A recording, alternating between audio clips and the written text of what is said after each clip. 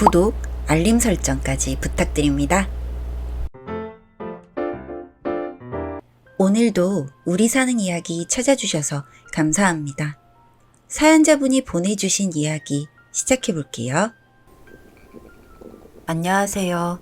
제가 둘째를 임신했을 때 겪었던 일에 대해서 이야기를 해보려고 글을 쓰게 되었습니다.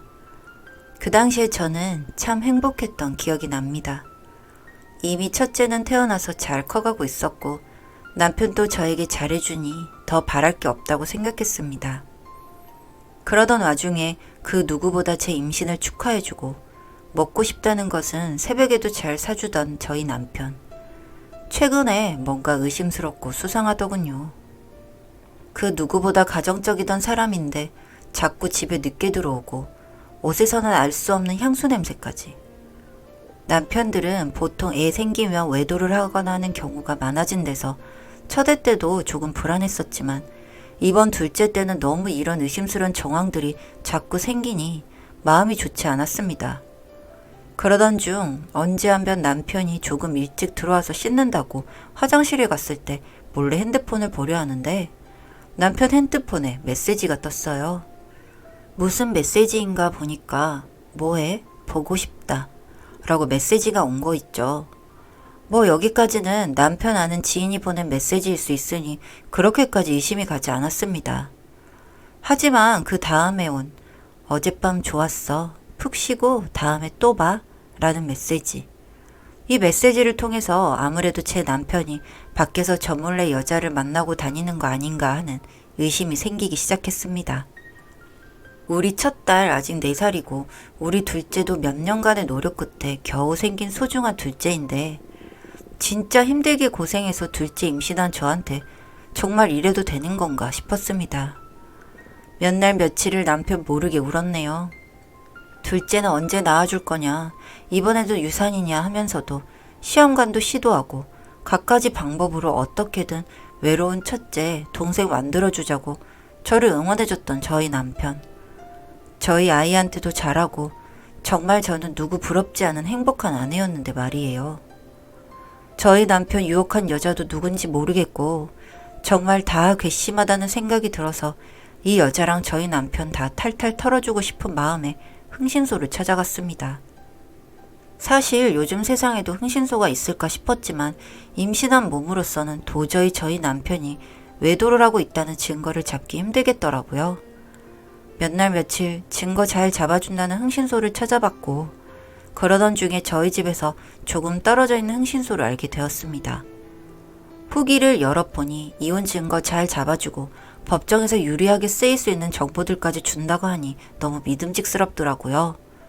그리고 무엇보다 제가 정말 믿고 의뢰드릴 수 있었던 이유는 흥신소 분들께서 법 쪽에서 일하시던 분들이더라고요. 확실히 저희 남편이랑 그 여자 조질 수 있겠다는 생각에 주저없이 흥신소 문을 두드렸습니다. 그동안 조금씩 모아왔던 돈으로 의뢰드리고 저는 집에서 최대한 마음 편히 먹으면서 저라도 저희 꿀벌이한테 잘해야겠다는 생각이 들어서 말 그대로 좋은 것만 먹고 좋은 것만 보면서 태교를 했습니다. 저희 첫째한테도 아빠가 요즘 출장으로 바쁘셔서 집에 잘 못 오게 됐어 하고 거짓말하면서 최대한 행복한 가정인 척하면서 아무렇지 않은 척하면서 지냈네요. 그리고 흥신소 쪽에서는 매일 저희 남편을 조사해서 사진 등등을 저한테 보내줬습니다. 며칠 동안은 이 사람이 정말 일에 바쁜 건지 뭐 밟히는 게 없더라고요. 그러다 3일차부터 제 폰으로 엄청난 자료들이 날아오기 시작했습니다. 남편이 옆에 여자 여럿을 끼고 다니는 모습, 그 여자들과 모텔 가는 모습 등등. 제 눈앞에서 세상이 핑 돌더라고요. 이마에는 식은땀이 고이고 배는 무섭게 아파하고 모텔에 들어가는 사진 다음에 머리와 배를 힘들게 붙잡으며 제발 아닐 거야, 아니어야 해 라고 하면서 빌고 있는데 흥신소 사장님으로부터 온 사진. 저희 남편이 어떤 여자와 키스를 주고받고 있는 정말 제 눈으로도 보고 믿을 수 없는 사진이었습니다. 게다가 어떻게 찍으셨나 둘이 사랑을 나누고 있는 사진까지. 정말 저희 남편이 어떻게 저한테 이럴 수 있는지 화가 머리 끝까지 났습니다. 어떻게든 이 인간을 다 털어버리고 싶다는 생각에 당장 흥신소 직원분께 알려주신 모텔로 향했습니다. 가니까 이 두 년놈들은 흥신소 직원들이 본인들 뒤를 쫓고 있다는 것을 아는지 모르는지 아주 열심히 사랑을 나누고 있더군요. 두 사람이 열심히 사랑을 나누고 있는 모습을 보니 저는 정말 제 눈앞에 세상이 다 끝나는 것 같았습니다. 배는 정말 터질 듯이 너무 아파하고 제 눈앞에 세상이 핑 돌더니 쓰러졌어요. 배는 너무 아프고 마지막으로 내뱉은 소리는 저희 애 좀 살려주세요 였어요. 그 소리를 마지막으로 제 의식은 흐려지고 저는 쓰러졌습니다. 뭔가 귀 옆에서 계속 기계음이 들려서 눈을 떠보니 눈앞에 하얀색 천장이 펼쳐졌습니다. 여기는 어딘 건지 주위를 둘러보니 옆에는 흥신소 직원분께서 계시고 간호사분이랑 의사선생님도 서 계시더군요. 정신을 차릴 틈도 없이 저의 아기 생사가 궁금하더라고요. 하지만 어두워 보이는 사람들의 표정, 혹시 우리 아기가 잘못된 것은 아닌지 너무 걱정이 되었습니다. 선생님, 저희 아기는 어떻게 된 거예요? 하고 떨리는 목소리로 선생님께 여쭤봤어요. 하지만 여전히 어두운 표정, 조금 뜸을 들이시는 듯 하다가 선생님께서 말해주셨는데 저는 남편도 다른 여자에게 뺏기고 우리 아기도 하늘에 뺏겼네요. 어떻게 생긴 우리 아기인데 직접 만나보지도 못하고 이렇게 우리 아기는 하늘로 가버렸습니다. 몇 날 며칠을 아기한테 너무 미안하고 남편과 아기를 다 뺏긴 게 너무 분하고 속상해서 울었습니다. 밥도 제대로 못 먹고 하루하루 쇠약해지기만 하고 정말 미치는 것 같았어요. 밤에 피곤해서 잠을 자려고 누우면 계속 악몽을 꾸니 불면증까지 왔고 눈을 감았다 뜨기만 하면 눈앞에 그 여자와 제 남편이 사랑을 나누던 모습이 생각나서 눈을 뜨는 것도 무서워 계속 눈을 감고 있었던 것 같습니다. 그러다 보니 병원에서 정신과를 권해줘서 정신과 치료도 받으면서 정말 힘든 시간을 보냈네요. 몇 달간의 힘든 시간을 보내다가 겨우겨우 정신 차리고 흥신소 직원분께 저번에 처음 그놈들 정황 밟은 거 이외에 그놈들이 불륜을 펼친 증거를 더 받았습니다. 제가 없으니까 저희 아기는 시댁에 맡기고 저희 집에서도 난리 부르스를 쳤더라고요. 참 웃기고 가당치도 않아서. 그리고 제 옷을 입으면서 저인 척하는 그 여자. 정말 너무 소름 끼치고 무서웠습니다. 그런데 지금까지 본 건 아무것도 아니었습니다. 그 이후에 보이는 것들이 정말 더욱 충격이었어요.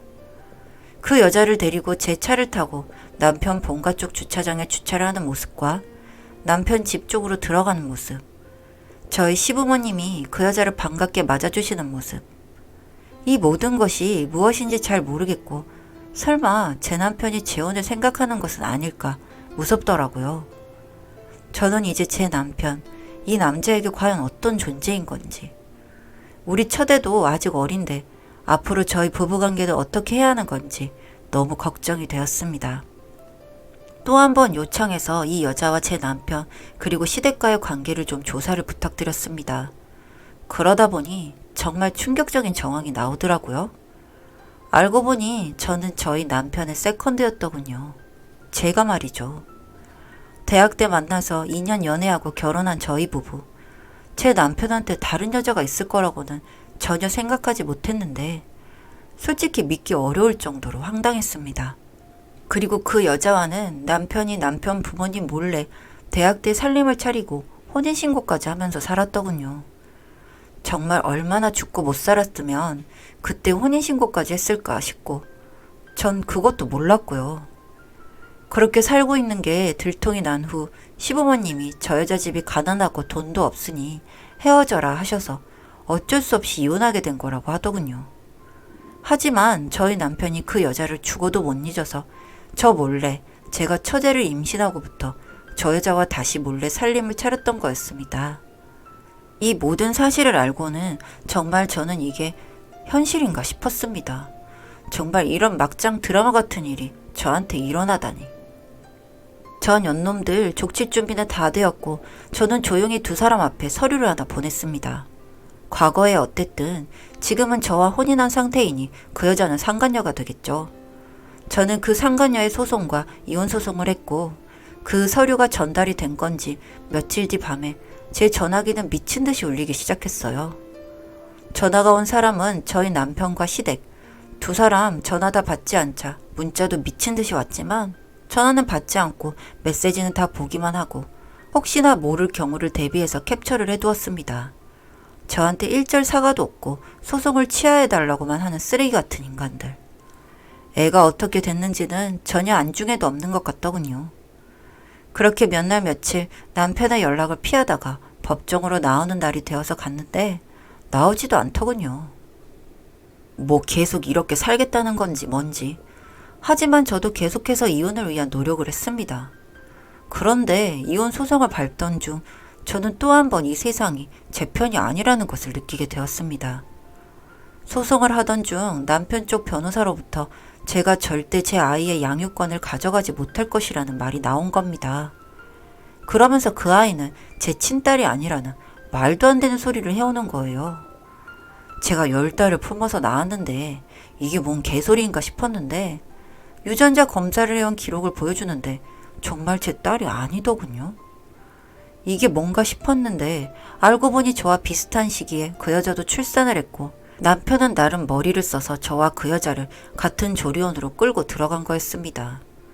병원에서 애가 바뀔 순 없는데 조리원에 데리고 들어가면서 수작을 부렸던 겁니다.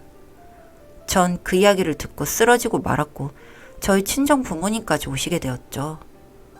저희 부모님도 정말 힘들게 정신 붙들고 계시면서 그럼 제 딸이 어딨냐고 했더니 이 새끼가 입양을 보냈는데 어디로 간 줄은 모른다고 하더군요.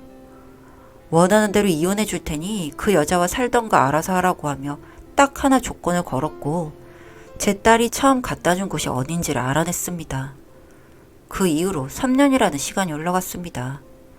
전 제 아이를 찾기 위해 노력했습니다. 외국으로 가버렸을까봐 마음을 졸였는데 다행히도 국내에 있다는 것을 알게 되었고 찾고 찾다 보니 입양이 되었다가 한번 파양당한 후 한 기관에 있는 아이를 찾게 되었습니다. 그렇다면 제가 이 한서린 마음을 어떻게 풀었을까요? 그래도 4년간을 내 딸로 알고 키운 애를 잘못되게 할 수는 없고 그렇다고 이렇게 살 수도 없었습니다. 제 친딸을 찾는 과정 중 순간순간에도 절 미치게 하는 증오감은 참기가 힘들었습니다. 그런데 그렇게 일이 있고 나서 제 딸을 찾게 될 때쯤 소식이 들려왔습니다. 그 둘이 세상을 떠났다는 소식을 들었죠.